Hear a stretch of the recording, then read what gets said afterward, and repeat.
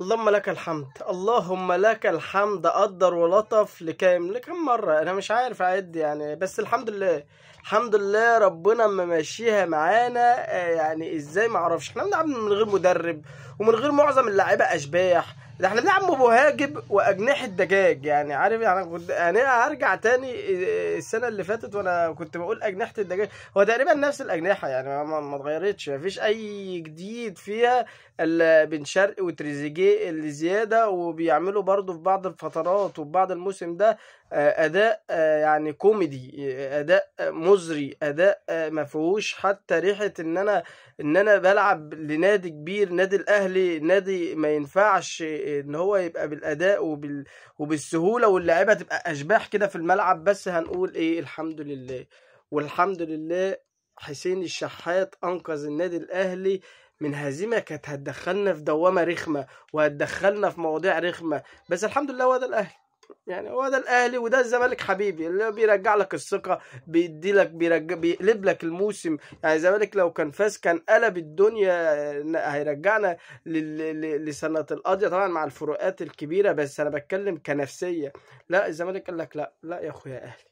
لا انا كزمالك ما اقدرش اخليك تقع وتسقط، انت دايما في القمه. يعني الحمد لله اللي حتى الزمالك والمدرب بتاعهم ساعدنا كتير في الماتش ده بتراجعهم الغريب والعجيب، ومع انهم في الهجمات المرتده كانوا ممكن يقتلوا الماتش من بدري. بس طبعا جبن المدرب وجبن بعض اللعيبه طبعا، لان عندهم برضو لعيبه يعني برضو شبه عندنا، يعني مش هنكذب.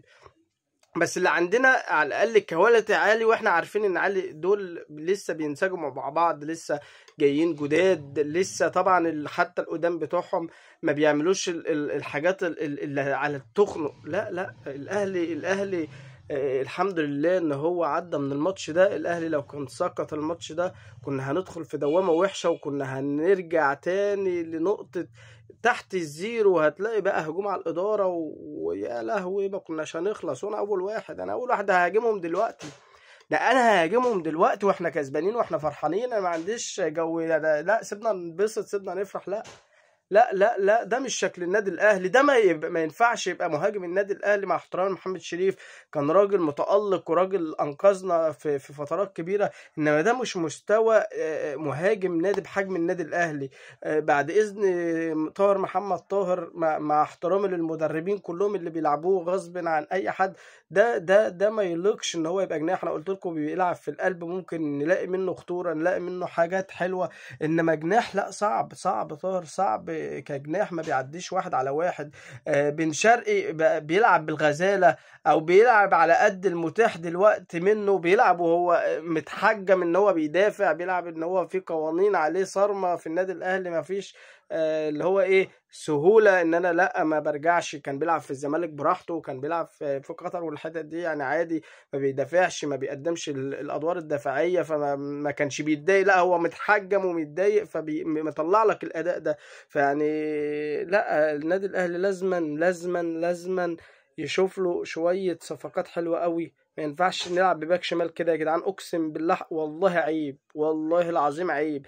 ما ينفعش نلعب بمحمد هاني اما مستواه يقع ما نلاقيش حد تاني. مع احترام لعمر كمال يعني يا راجل، ده ما فيش كده يا عمر. والله ما والله يا ابني ما في كده. ده انت نازل مش مركز ولا مستعد ولا مد الماتش اي اهميه والصرمة خالص، بتلعب بالشوكة وبتعمل حاجات غريبة، مع انك انا كنت متفائل بيك وكنت بحبك جدا، وكانت رجلك طرشة صاروخية بتودي في المقصات. ايه اللي حصل لك؟ سبحان الله.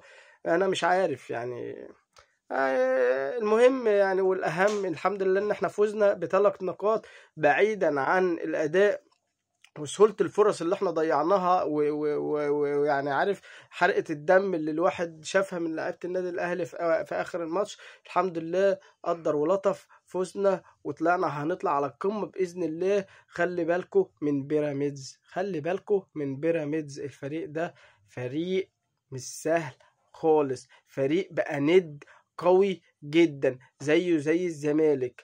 خلي بالكم من الفريق ده، اكتسب خبرات كبيرة قوي قوي قوي قوي، وخصوصا بعد بطولة افريقيا وبعد البطولة الافرو اسيوية والمحيط الهادي اللي هم خدوها من اسبوع.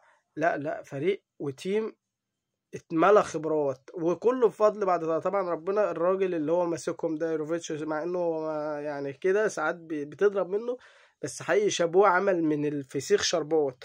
الحمد لله قدر ولطف وفزنا ب3 نقاط، يعني طلعونا من عنق زجاجة كبير بماتش كبير بقمة أهلي وزمالك. اللهم لك الحمد.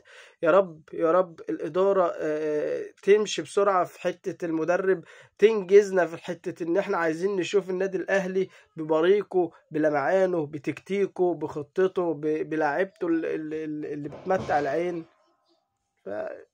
هقول يا رب، مش هقول مع الإدارة دي مش هتقول غير يا رب.